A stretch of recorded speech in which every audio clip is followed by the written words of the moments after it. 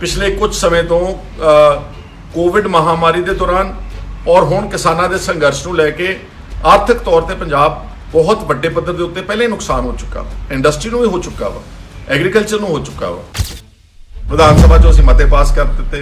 पंजाब दे असीं जिहड़े केंद्र ने कानून बनाए सी, विधान सभा च असीं ओह सारे कानूनां नूं रद्द कर दित्ता। पंजाब नूं एक वितकरे दी भावना नाल देखदे रहे ਜਾਂ पंजाब ਨੂੰ ਐ ਸਮਝਿਆ ਜਾ ਰਿਹਾ ਜਿੱਦਾਂ ਪੰਜਾਬ ਭਾਰਤ ਦਾ ਨਹੀਂ ਬਲਕਿ ਕਿਸੇ ਦੁਸ਼ਮਣ ਦੇਸ਼ ਦਾ ਇੱਕ ਸੂਬਾ। 80 ਦੇ ਦਹਾਕੇ ਦੇ ਵਿੱਚ ਬਹੁਤ ਸੰਤਾਪ ਹੰਡਾਇਆ, ਬਹੁਤ ਨੁਕਸਾਨ ਹੋਇਆ, ਬਹੁਤ ਖੂਨ ਖਰਾਬਾ ਹੋਇਆ। ਸਾਡੇ ਕੋਲ ਦੋ ਪਲਾਂਟਸ ਨੇ ਵੱਡੇ ਜਿਹੜੇ ਫਰਟੀਲਾਈਜ਼ਰਸ ਦੇ ਨੇ, ਇੱਕ ਨੰਗਲ ਵਿਖੇ ਹੈ NFL ਦਾ ਪਲਾਂਟ ਹੈ ਔਰ ਇੱਕ ਬਠਿੰਡਾ ਵਿਖੇ ਹੈ। ਦੱਸਿਆ ਇਹ ਗਿਆ ਭਾਰਤੀ ਕਿਸਾਨ ਯੂਨੀਅਨ ਦੇ ਸਾਡੇ ਜਿਹੜੇ ਮਿੱਤਰ ਨੇ, ਉਹ ਕਹਿੰਦੇ ਕਿ ਇਹਨਾਂ 'ਚ ਬਹੁਤ ਭਾਰੀ ਸਟਾਕ ਪਿਆ ਹੋਇਆ।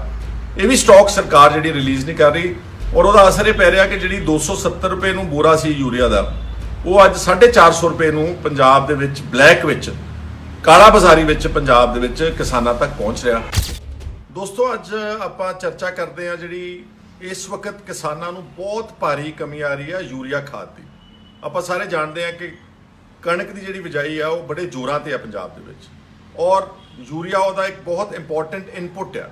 अगर यूरिया खाद नहीं पा सकणगे तो कणक की झाड़ से सीधा असर पवेगा, भाव के बहुत वड्डे पद्धर ते किसानां नूं घाटा पवेगा। पहला ही किसान पंजाब दा 1 लाख करोड़ का करज़ई है और आत्म हत्यावां निरंतर पंजाब दे विच हो रहीआं। इन्हां हालातां च किसानां दे नाल होर वितकरा करना या उन्हां दे नाल बदलाखोरी दी नीति अपनाउणा, ये BJP दी केंद्र सरकार नूं बिल्कुल नहीं शोभदा।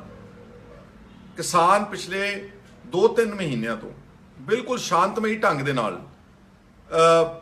ਆਪਣੇ ਮੁਜ਼ਾਹਰੇ ਕਰਨੇ ਨੇ, ਰੋਸ ਪ੍ਰਗਟ ਕਰਦੇ ਨੇ। ਇਹਨਾਂ ਤਾਂ ਉਹਨਾਂ ਦਾ ਅਧਿਕਾਰ ਹੈ ਨਾ ਡੈਮੋਕ੍ਰੈਟਿਕ ਤਰੀਕੇ ਦੇ ਨਾਲ।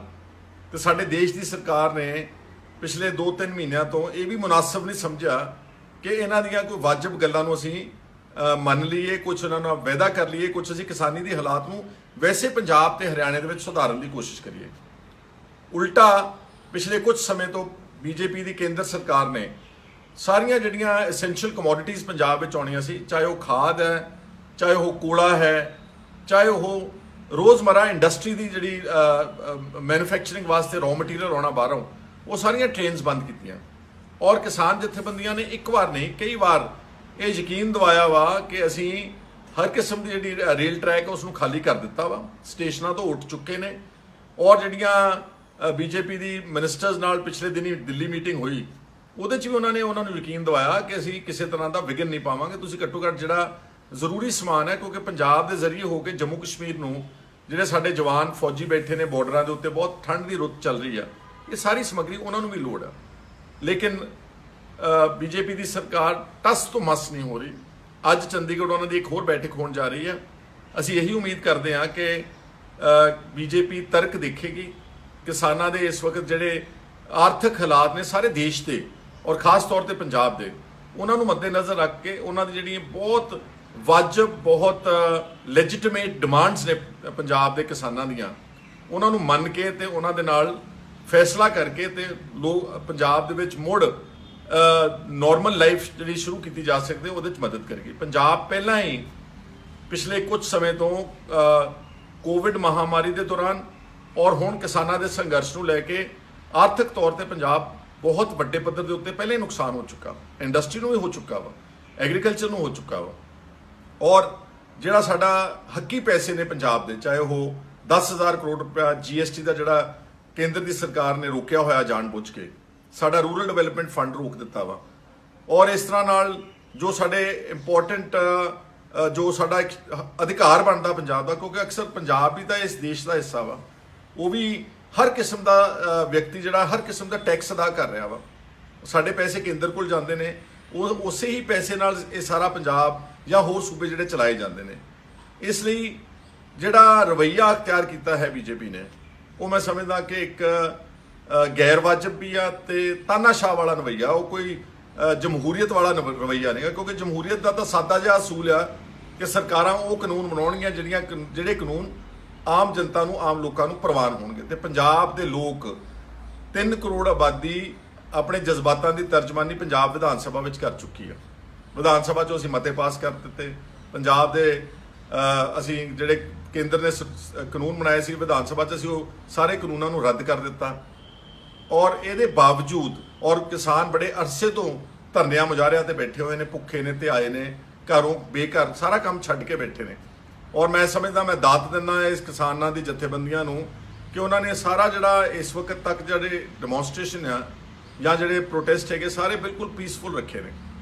ਔਰ ਮੈਂ ਸਮਝਦਾ ਕਿ ਅਗਰ ਪੰਜਾਬ ਦੇ ਵਿੱਚ ਇਸੇ ਤਰ੍ਹਾਂ ਹੀ ਅੱਖੜ ਰਵੱਈਆ ਰੱਖਿਆ ਕੇਂਦਰ ਸਰਕਾਰ ਨੇ ਤੇ ਪੰਜਾਬ ਨੂੰ ਇੱਕ ਵਿਤਕਰੇ ਦੀ ਭਾਵਨਾ ਨਾਲ ਦੇਖਦੇ ਰਹੇ ਜਾਂ ਪੰਜਾਬ ਨੂੰ ਐ ਸਮਝਿਆ ਜਾ ਰਿਹਾ ਜਿੱਦਾਂ ਪੰਜਾਬ ਭਾਰਤ ਦਾ ਨਹੀਂ ਬਲਕਿ ਕਿਸੇ ਦੁਸ਼ਮਣ ਦੇਸ਼ ਦਾ ਇੱਕ ਸੂਬਾ, ਇਸ ਤਰ੍ਹਾਂ ਦਾ ਰਵੱਈਆ ਕਰਦੇ ਗਏ ਤਾਂ ਮੈਂ ਸਮਝਦਾ ਕਿ ਕਿਸੇ ਵੇਲੇ ਪੰਜਾਬ ਦੇ ਹਾਲਾਤ ਵਿਗੜ ਵੀ ਸਕਦੇ ਨੇ। ਪੰਜਾਬ ਨੇ ਪਹਿਲਾਂ ਹੀ 80 ਦੇ ਦਹਾਕੇ ਦੇ ਵਿੱਚ ਬਹੁਤ ਸੰਤਾਪ ਹੰਢਾਇਆ, ਬਹੁਤ ਨੁਕਸਾਨ ਹੋਇਆ, ਬਹੁਤ ਖੂਨ ਖਰਾਬਾ ਹੋਇਆ।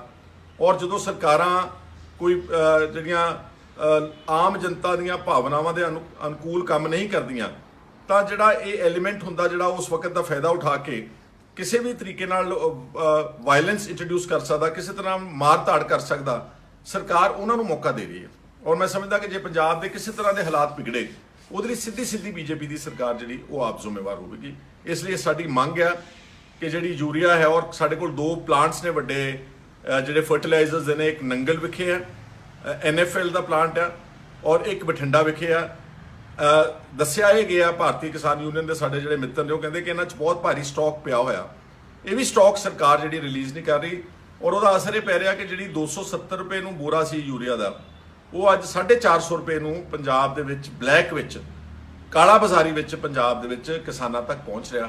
ਤਾਂ ਉਹ ਕਿਸਾਨਾਂ ਦੀ ਸੁਭਾਵਕ ਹੈ ਕਿ ਇਨਪੁਟ ਕਾਸਟ ਵੱਧ ਜਾਣੀ ਹੈ ਤੇ ਜੇ ਯੂਰੀਆ ਕਈਆਂ ਨੂੰ ਨਾ ਹੀ ਮਿਲਿਆ ਤੇ ਕਣਕ ਦੀ ਜਿਹੜੀ ਫਸਲ ਆ ਉਹ ਮੈਂ ਸਮਝਦਾ ਕਿ ਉਹਦਾ ਪ੍ਰੋਪਰ ਝਾੜ ਨਹੀਂ ਆਵੇਗਾ। ਇਸ ਲਈ ਬੀਜੇਪੀ ਦੀ ਸਰਕਾਰ ਨੂੰ ਆਪਣਾ ਰਵੱਈਆ ਬਦਲ ਕੇ ਅੱਜ ਵੀ ਕਿਸਾਨਾਂ ਦੇ ਨਾਲ ਜੋ ਉਹਨਾਂ ਦੀਆਂ ਹੱਕੀ ਮੰਗਾਂ ਉਹ ਪ੍ਰਵਾਨ ਕਰਨੀਆਂ ਚਾਹੀਦੀਆਂ ਔਰ ਇਹਦੇ ਦੌਰਾਨ ਸਾਰੇ ਪੰਜਾਬ ਦੀਆਂ ਟ੍ਰੇਨ ਸਰਵਿਸਿਜ਼ ਸ਼ੁਰੂ ਕਰਨੀਆਂ ਚਾਹੀਦੀਆਂ। ਹਰ ਕਿਸਮ ਦਾ ਕੋਲਾ, ਹਰ ਕਿਸਮ ਦੀ ਫਰਟੀਲਾਈਜ਼ਰਸ, ਹਰ ਕਿਸਮ ਦੇ ਪਦਾਰਥ ਜਿਹੜੇ ਪੰਜਾਬ ਦੇ ਲੋਕਾਂ ਨੂੰ, ਆਵਾਮ ਨੂੰ ਲੋੜ ਹੈਗੀ ਆ, ਉਹ ਛੇਤੀ ਤੋਂ ਛੇਤੀ ਮੁਹੱਈਆ ਕਰਾਉਣੇ ਚਾਹੀਦੇ। ਤੇ ਨਾਲ ਸਾਡਾ ਜਿਹੜਾ ਅਧਿਕਾਰਤ ਪੈਸਾ ਹੈ 10,000 ਕਰੋੜ ਰੁਪਇਆ, ਉਹ ਕੋਈ ਛੋਟਾ ਅਮਾਊਂਟ ਨਹੀਂਗਾ। ਤੇ ਨਾਲ ਜਿਹੜਾ ਸਾਡਾ ਰੂਰਲ ਡਿਵੈਲਪਮੈਂਟ ਫੰਡ ਰੋਕਿਆ ਹੋਇਆ, ਉਹ ਸਾਰੇ ਪੈਸੇ ਜਿਹੜੇ ਆ ਉਹ ਤੁਰੰਤ ਕੇਂਦਰ ਦੀ ਸਰਕਾਰ ਨੂੰ ਪੰਜਾਬ ਨੂੰ ਰਿਲੀਜ਼ ਕਰਨੇ ਚਾਹੀਦੇ। ਇਸੇ ਵਿਸ਼ੇ ਦੇ ਉੱਤੇ ਮੇਰੇ ਨਾਲ ਮੇਰੇ ਕੁਲੀਗ ਸਰਦਾਰ ਜਗਦੇਵ ਸਿੰਘ ਕਮਾਲੂ ਜਿਹੜੇ ਕਿ MLA ਮੌੜ ਨੇ, ਜਿਹੜੇ ਖੁਦ ਕਿਸਾਨ ਨੇ, ਜਿਨ੍ਹਾਂ ਨੇ ਬਹੁਤ ਅਰਸਾ ਭਾਰਤੀ ਕਿਸਾਨ ਯੂਨੀਅਨ ਵਿੱਚ ਆਪ ਬਤੌਰ ਇੱਕ ਵਰਕਰ ਕੰਮ ਕੀਤਾ ਔਰ ਜਿਹੜੀ ਇਹਨਾਂ ਨੂੰ ਲੋਕ ਪਹੁੰਚ ਕਰਕੇ ਜਿਹੜੀਆਂ ਕੰਪਲੇਂਟਸ ਕਰ ਰਹੇ ਨੇ, ਮੈਂ ਜਗਦੇਵ ਜੀ ਨੂੰ ਬੇਨਤੀ ਕਰੂੰਗਾ ਕਿ ਚੰਦ ਸ਼ਬਦ ਤੁਹਾਡੇ ਨਾਲ ਜਗਦੇਵ ਜੀ ਵੀ ਸਾਂਝੇ ਕਰਨ। ਦੋਸਤੋ, ਵੈਸੇ ਤਾਂ ਖਹਿਰਾ ਸਾਹਿਬ ਨੇ ਬੜੇ ਡਿਟੇਲ 'ਚ ਦੱਸ ਦਿੱਤੀ ਹੈ ਸਾਰੀ ਗੱਲ, ਪਰ ਬੜੇ ਦੁੱਖ ਦੀ ਗੱਲ ਹੈ ਕਿ ਉਹ ਕਿਸਾਨ ਜਿਹੜਾ ਦੇਸ਼ ਦੇ ਸਾਰੀ ਪਬਲਿਕ ਨੂੰ ਉਹਦਾ ਢਿੱਡ ਭਰਦਾ ਹੈ, ਪੂਰੇ ਦੇਸ਼ ਨੂੰ ਅਨਾਜ ਮੁਹੱਈਆ ਕਰਾਉਂਦਾ ਹੈ, ਅੱਜ ਉਹ ਵਿਚਾਰਾ ਆਪ ਭੁੱਖਾ ਸੜਕਾਂ ਤੇ ਬੈਠਾ ਹੈ। ਬੜੇ ਦੁੱਖ ਦੀ ਗੱਲ ਹੈ। ਉਹਦੀ ਫਸਲ ਦੀ ਬਿਜਾਈ ਆ ਰਹੀ ਹੈ ਕਣਕ ਦੀ, ਅੱਜ ਕਣਕ ਬੀਜਣ ਵਾਸਤੇ ਉਹਨੂੰ ਫਰਟੀਲਾਈਜ਼ਰ ਖਾਦ ਨਹੀਂ ਮਿਲ ਰਹੀ ਤੇ ਯੂਰੀਆ ਖਾਦ ਜਿਹੜੀ ਉਹਨਾਂ ਨੇ ਵਰਤੋਂ 'ਚ ਲੈਣੀ ਹੈ ਉਹ ਕਾਫੀ ਦਿੱਕਤ ਨਾਲ, ਕਾਫੀ ਮੁਸ਼ਕਲਾਂ ਨਾਲ ਮਿਲ ਰਹੀ ਹੈ। ਵੈਸੇ ਕਾਫੀ ਮਤਲਬ ਬਲੈਕ ਵਗੈਰਾ ਤੇ ਮਿਲ ਰਹੀ ਹੈ।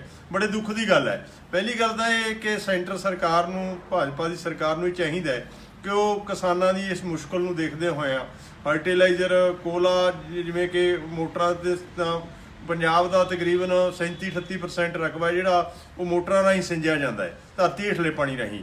ਤੇ ਅੱਜ ਬਹੁਤੇ ਥਾਈਂ ਸਾਡੇ ਕਾਟਨ ਬੈਲਟ ਹੈ, ਮੇਰੇ ਉਧਰ ਬਠਿੰਡੇ ਜ਼ਿਲ੍ਹੇ ਕੰਨੀ ਨਰਮਾ ਬੀਜਿਆ ਹੋਇਆ, ਨਰਮੇ ਵਾਲੀ ਫਸਲ ਹੈ ਜਿਹੜੀ ਹੁਣ ਉਹਨੂੰ ਅੱਗੇ ਸਿੰਚਾਈ ਕਰਨੀ ਹੈ ਕਣਕ ਬੀਜਣ ਵਾਸਤੇ। ਤੇ ਜੇ ਮੋਟਰਾਂ ਦਾ ਕੋਲਾ ਨਾ ਗਿਆ, ਮੋਟਰਾਂ ਖੜ ਗਈਆਂ ਤਾਂ ਕਿਸਾਨਾਂ ਨੂੰ ਬੜੀ ਦਿੱਕਤ ਪੇਸ਼ ਆਊਗੀ। ਉਹ ਕਿਸਾਨ ਨੇ ਉਹ ਕਣਕ ਉਗਾ ਕੇ ਪੂਰੇ ਦੇਸ਼ ਦਾ ਢਿੱਡ ਭਰਨਾ ਹੈ, ਸਾਰੇ ਲੋਕਾਂ ਨੂੰ ਖਾਣ ਨੂੰ ਦੇਣਾ, ਸਾਰਾ ਕਾਰੋਬਾਰ ਚੱਲਣਾ ਉਹਦੀਆਂ ਫਸਲਾਂ ਤੇ, ਸਾਰਾ ਸਿਸਟਮ, ਸਾਰਾ ਵਪਾਰ, ਸਾਰਾ ਸਿਸਟਮ ਹੀ ਮਤਲਬ ਕਿਸਾਨ ਤੇ ਨਿਰਭਰ ਹੈ, ਕਿਉਂਕਿ ਸਾਡਾ ਦੇਸ਼ ਹੈ ਜਿਹੜਾ ਉਹ ਕਿਸਾਨੀ ਸੂਬਾ ਹੈ, ਕਿਸਾਨੀ ਦੇਸ਼ ਹੈ। ਸਾਡੇ 85% ਲੋਕ ਹੈ ਜਿਹੜੇ ਕਿਸਾਨੀ ਤੇ ਨਿਰਭਰ ਨੇ। ਇਸ ਲਈ ਅੱਜ ਲੋੜ ਹੈ ਕਿ ਜਿਹੜੇ ਸਾਡੇ ਪੰਜਾਬ ਦੇ ਵਿੱਚ ਹੀ ਨੈਸ਼ਨਲ ਫਰਟੀਲਾਈਜ਼ਰ ਦੇ ਕਾਰਖਾਨੇ ਹੈ, ਪਲਾਂਟ ਲੱਗੇ ਹੋਏ ਆ, ਬਠਿੰਡਾ ਹੈ ਜਾਂ ਨੰਗਲ ਹੈ, ਉਹਨਾਂ ਕੋਲੇ ਜਿੰਨੀ ਯੂਰੀਆ ਪਈ ਹੈ ਉਹ ਸੈਂਟਰ ਸਰਕਾਰ ਦੇ ਤਹਿਤ ਆਉਂਦੀ ਹੈ ਤਾਂ ਉਹ ਆਰਡਰ ਕਰੇ। ਜੇ ਪੰਜਾਬ ਸਰਕਾਰ ਦੇ ਤਹਿਤ ਆਉਂਦੀ ਹੈ ਤਾਂ ਪੰਜਾਬ ਸਰਕਾਰ ਉਹ ਸਾਰੇ ਕਿਸਾਨਾਂ ਨੂੰ ਮੁਹੱਈਆ ਕਰਾਵੇ ਤਾਂ ਜੋ ਕਿਸਾਨਾਂ ਦੀ ਜਿਹੜੀ ਯੂਰੀਆ ਜਾਂ DAP ਦੀ ਕੋਈ ਦਿੱਕਤ ਹੈ ਉਹ ਮੁਸ਼ਕਲ ਹੈ ਹੱਲ ਕੀਤੀ ਜਾਵੇ। ਬੜੇ ਦੁੱਖ ਦੀ ਗੱਲ ਹੈ ਕਿ ਕਿਸਾਨ ਆਪਦੀਆਂ ਜਾਇਜ਼ ਮੰਗਾਂ ਲਈ ਅੱਜ ਮਤਲਬ ਸੜਕਾਂ ਤੇ ਬੈਠੇ ਨੇ ਤੇ ਤਕਰੀਬਨ ਮਹੀਨੇ ਤੋਂ ਵੱਧ ਸਮਾਂ ਹੋ ਗਿਆ ਕਿਸਾਨਾਂ ਨੂੰ ਇਸ ਤਰ੍ਹਾਂ। ਪਹਿਲਾਂ ਉਹ ਰੇਲਵੇ ਟਰੈਕਾਂ ਤੇ ਬੈਠੇ ਸੀ, ਜਦੋਂ ਕਿਹਾ ਕਿ ਪੰਜਾਬ ਸਰਕਾਰ ਨੇ ਬੇਨਤੀ ਕੀਤੀ, ਮਤਾ ਪਾਇਆ, ਉਹਦੇ ਵਿਰੁੱਧ ਜਿਹੜਾ ਆਰਡੀਨੈਂਸ ਪਾਸ ਕੀਤਾ ਸੀ, ਜਿਹੜਾ ਬਿੱਲ ਬਣਾਇਆ ਸੀ MSP ਦੇ ਵਿੱਚ, ਉਹਦੇ ਵਿਰੁੱਧ ਜਦੋਂ ਮਤਾ ਪਾਇਆ ਤਾਂ ਇਹਨਾਂ ਨੇ ਰੇਲਾਂ ਰੋਕ ਲਈਆਂ। ਤਾਂ ਰੇਲਾਂ ਉਹਨਾਂ ਨੇ ਕਿਸਾਨਾਂ ਨੂੰ ਕਿਹਾ ਕਿ ਕਿਸਾਨਾਂ ਦੀ ਲੋੜੀ ਦੀਆਂ ਵਸਤਾਂ ਆ ਜਾਣ ਦਿਓ, ਟਰੈਕ ਖਾਲੀ ਕਰ ਦਿਓ। ਉਹ ਉਹਨਾਂ ਨੇ ਵਿਚਾਰਿਆਂ ਨੇ ਉਹਦੀ ਮੰਗ ਮੰਨ ਲਈ। ਕਿਸਾਨਾਂ ਨੇ ਸਰਕਾਰ ਦੀ ਬੇਨਤੀ ਮੰਨਦੇ ਹੋਏ ਟਰੈਕ ਖਾਲੀ ਕਰਤੇ ਤੇ ਅੱਜ ਤੱਕ ਮਤਲਬ ਤਕਰੀਬਨ 15-20 ਦਿਨ ਟੱਪ ਗਏ ਤੇ ਜਿਹੜੀ ਸੈਂਟਰ ਸਰਕਾਰ ਹੈ ਉਹਨੇ ਟ੍ਰੇਨਾਂ ਜਿਹੜੀਆਂ ਮਾਲ ਗੁਡਸ ਟ੍ਰੇਨਾਂ ਉਹ ਵੀ ਰੋਕ ਛੱਡੀਆਂ। ਬੜੇ ਦੁੱਖ ਦੀ ਗੱਲ ਹੈ। ਤੇ ਅੱਜ ਜੇ ਪੰਜਾਬ ਦਾ ਕਿਸਾਨ ਜਾਂ ਦੇਸ਼ ਦਾ ਕਿਸਾਨ ਮਰਦਾ ਹੈ ਤਾਂ ਸਾਰਾ ਜਿਹੜਾ ਦੇਸ਼ ਹੈ ਉਹ ਤਬਾਹ ਹੋ ਜਾਊਗਾ। ਇਸ ਲਈ ਅੱਜ ਸੋਚਣ ਦੀ ਲੋੜ ਹੈ। ਮੇਰੀ ਅਪੀਲ ਹੈ, ਮੇਰੀ ਬੇਨਤੀ ਹੈ ਸੈਂਟਰ ਸਰਕਾਰ ਨੂੰ ਕਿ ਉਹ ਕਿਸਾਨਾਂ ਦੀਆਂ ਮੁਸ਼ਕਲਾਂ ਹੱਲ ਕਰਦੇ ਹੋਏ ਉਹਨਾਂ ਦੀਆਂ ਜਾਇਜ਼ ਮੰਗਾਂ, ਸਾਰੀਆਂ ਜਾਇਜ਼ ਮੰਗਾਂ ਮੰਨੇ, ਕਿਉਂਕਿ ਸਾਰੀਆਂ ਕਿਸਾਨਾਂ ਦੀਆਂ ਜਾਇਜ਼ ਹੀ ਮੰਗਾਂ। ਉਹ ਤਾਂ ਸਿਰਫ ਕੀਮਤ ਸੂਚਕ ਤੋਂ ਹੁੰਦੇ ਹੋਏ ਸਵਾਮੀਨਾਥਨ ਦੀ ਰਿਪੋਰਟ ਤੋਂ ਹੁੰਦੇ ਹੋਏ ਜਿਹੜੀ ਸਰਕਾਰ ਨੇ ਨਿਰਧਾਰਿਤ ਕੀਤੀ ਹੈ ਕੀਮਤ, ਉਸ ਦੀ ਗਰੰਟੀ ਲੈਣੀ ਚਾਹੁੰਦੇ ਨੇ, ਉਹ ਵੀ ਦੇਣ ਨੂੰ ਤਿਆਰ ਨਹੀਂ। ਬੜੇ ਦੁੱਖ ਦੀ ਗੱਲ ਹੈ। ਜਿਸ ਤਰ੍ਹਾਂ ਜਗਦੇਵ ਜੀ ਨੇ ਦੱਸਿਆ ਕਿ ਇੱਕ ਬਹੁਤ ਭਾਰੀ ਵਿਤਕਰਾ ਕੀਤਾ ਜਾ ਰਿਹਾ, ਔਰ ਮੈਂ ਹੈਰਾਨ ਹਾਂ ਕਿ ਜਿਹੜੇ ਦਿੱਲੀ ਵਿੱਚ ਬੈਠੇ ਨੇ ਰਾਜ ਚਲਾ ਰਹੇ ਨੇ, ਉਹਨਾਂ ਨੂੰ ਆਮ ਜਨਤਾ ਦੇ, ਆਮ ਆਵਾਮ ਦੇ, ਕਿਸਾਨਾਂ ਦੇ, ਖੇਤ ਮਜ਼ਦੂਰਾਂ ਦੇ, ਉਹਨਾਂ ਦੇ ਹਾਲਾਤ ਤੇ ਕੋਈ ਤਰਸ ਨਹੀਂ ਆਉਂਦਾ। ਉਹਨਾਂ ਨੂੰ ਕੋਈ ਲੱਗਦਾ ਨਹੀਂਗਾ ਕਿ ਸਾਡੇ ਦੇਸ਼ ਦੇ ਵਸਿੰਦੇ ਨੇ, ਇਹਨਾਂ ਨੇ ਬੜੀ ਮਿਹਨਤ ਕੀਤੀ ਹੈ, ਇਹਨਾਂ ਨੇ ਹਰ ਪੱਖ, ਚਾਹੇ ਉਹ ਖੇਤੀ ਦਾ ਮੈਦਾਨ ਹੈ, ਚਾਹੇ ਉਹ ਫੌਜ ਦਾ ਮੈਦਾਨ ਹੈ, ਬਾਰਡਰਾਂ ਤੇ ਰਾਖੀ ਕਰਨ ਦੀ ਗੱਲ ਆ, ਹਰ ਕਿਸਮ, ਹਰ ਵੱਡੇ ਤੋਂ ਵੱਡਾ ਯੋਗਦਾਨ ਪੰਜਾਬ ਦੇ ਬਹਾਦਰ ਲੋਕਾਂ ਨੇ ਪਾਇਆ, ਚਾਹੇ ਉਹ ਸਪੋਰਟਸ ਹੈ, ਹਰ ਗੱਲ ਵਿੱਚ। ਤੇ ਸਾਡੇ ਨਾਲ ਹੀ ਇਸ ਤਰ੍ਹਾਂ ਦਾ ਵਿਤਕਰਾ ਕਰਕੇ ਮੈਨੂੰ ਤਾਂ ਸਮਝ ਨਹੀਂ ਆਉਂਦੀ ਕਿ ਕੇਂਦਰ ਦੀ ਸਰਕਾਰ ਨੂੰ ਕੀ ਤਸੱਲੀ ਮਿਲ ਰਹੀ ਆ। ਵੈਸੇ ਵੀ ਸਾਰੇ ਸਮੂਹ ਦੇਸ਼ ਦੇ ਕਿਸਾਨਾਂ ਦੀ ਗੱਲ ਇਹਨਾਂ ਨੂੰ ਧਿਆਨ 'ਚ ਰੱਖਣੀ ਚਾਹੀਦੀ ਆ। 60-65% ਲੋਕ ਅੱਜ ਵੀ ਪਿੰਡਾਂ ਵਿੱਚ ਰਹਿੰਦੇ ਨੇ। ਪਿੰਡਾਂ ਵਿੱਚ ਖੇਤੀ ਦੇ ਆਰਥਿਕ ਜਿਹੜੀ ਟੋਟਲ ਅਰਥ ਵਿਵਸਥਾ ਉਹ ਖੇਤੀ ਤੇ ਆਧਾਰਿਤ ਆ। ਤੇ ਜੇ ਖੇਤੀ ਫੇਲ ਹੁੰਦੀ ਆ, ਯਾਦ ਰਹੇ ਕਿ ਪਿੰਡਾਂ ਦੀ ਆਮ ਜਿਹੜੀ ਆਮਦਨ ਹੈ, ਚਾਹੇ ਉਹ ਆੜਤੀਏ ਨੇ ਤੇ ਚਾਹੇ ਉਹ ਦੁਕਾਨਦਾਰ ਨੇ ਤੇ ਚਾਹੇ ਉਹ ਛੋਟੇ ਵਪਾਰੀ ਨੇ ਜਾਂ ਉਹ ਦਰਮਿਆਨੇ ਕਾਰਖਾਨੇਦਾਰ ਨੇ, ਉਹ ਸਾਰਾ ਕੁਝ ਫਲॉप ਹੁੰਦਾ ਵਾ।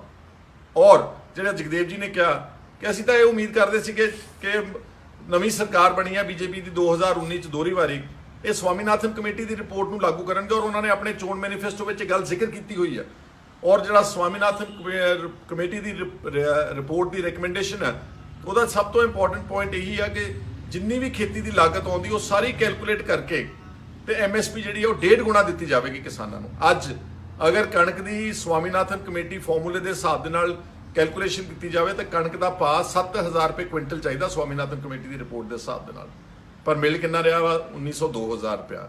ਤੁਸੀਂ ਇੱਥੋਂ ਅੰਦਾਜ਼ਾ ਲਾ ਲਓ ਕਿ ਇੱਕ ਮਿਹਨਤਕਸ਼ ਵਰਗ ਜਿਨ੍ਹਾਂ ਨੇ ਸਾਰੀ ਜ਼ਿੰਦਗੀ ਕੋਈ ਕਿਰਤੀ ਕੀਤੀ ਆ, ਕੋਈ ਗਲਤ ਕੰਮ ਨਹੀਂ ਕੀਤਾ, ਅੱਜ ਸਾਡੀ ਸਰਕਾਰਾਂ ਉਹਨਾਂ ਦੇ ਨਾਲ ਹੀ ਕੀ ਕਹਿੰਦੇ ਆ ਕਿ ਬਦਲਾਖੋਰੀ ਕਰ ਰਹੀ ਆ, ਉਹਨਾਂ ਨੂੰ ਟਿਚਰਾਂ ਕਰ ਰਹੀ ਆ, ਉਹਨਾਂ ਨੂੰ ਸਬਕ ਸਿਖਾਉਣ ਦੀ ਨੀਤੀ ਤੇ ਕਰ ਰਹੇ ਆ ਤੇ ਉਹਨਾਂ ਨੂੰ ਇੱਕ ਮੰਗਤਿਆਂ ਵਾਂਗੂ ਕਦੀ ਦਿੱਲੀ ਸੱਦ ਲੈਂਦੇ ਨੇ, ਕਦੀ ਕਿਤੇ ਸੱਦ ਲੈਂਦੇ ਨੇ। ਮੈਂ ਸਮਝਦਾ ਕਿ ਅੱਜ ਅਗਰ ਜਿਹੜੀ ਚੰਡੀਗੜ੍ਹ ਬੈਠਕ ਹੋਵੇ ਉਹ ਇੱਕ ਨਤੀਜਾ ਕੁੰਨ ਬੈਠਕ ਹੋਣੀ ਚਾਹੀਦੀ ਹੈ ਤੇ ਕਿਸਾਨਾਂ ਦੀਆਂ ਡਿਮਾਂਡਸ ਮੰਨ ਕੇ ਟ੍ਰੇਨਸ ਵੀ ਚਲਾਉਣ ਔਰ ਜਿਹੜੀਆਂ ਉਹਨਾਂ ਦੀਆਂ ਹੱਕੀ ਮੰਗਾਂ ਨੇ ਉਹ ਸਾਰੀਆਂ ਸਵੀਕਾਰ ਕਰਨ ਤੇ ਸਾਡੀਆਂ ਜਿਹੜੀਆਂ ਕਿਸਾਨਾਂ ਦੀਆਂ ਫਸਲਾਂ ਨੇ ਉਹ ਸਾਨੂੰ ਸਵਾਮੀਨਾਥਨ ਕਮੇਟੀ ਰਿਪੋਰਟ ਦੇ ਰეკਮੈਂਡੇਸ਼ਨ ਦੇ ਹਿਸਾਬ ਦੇ ਨਾਲ ਸਾਨੂੰ MSP ਜਿਹੜੀ ਆ ਉਹ ਕੇਂਦਰ ਦੀ ਸਰਕਾਰ ਫਿਕਸ ਕਰੇ।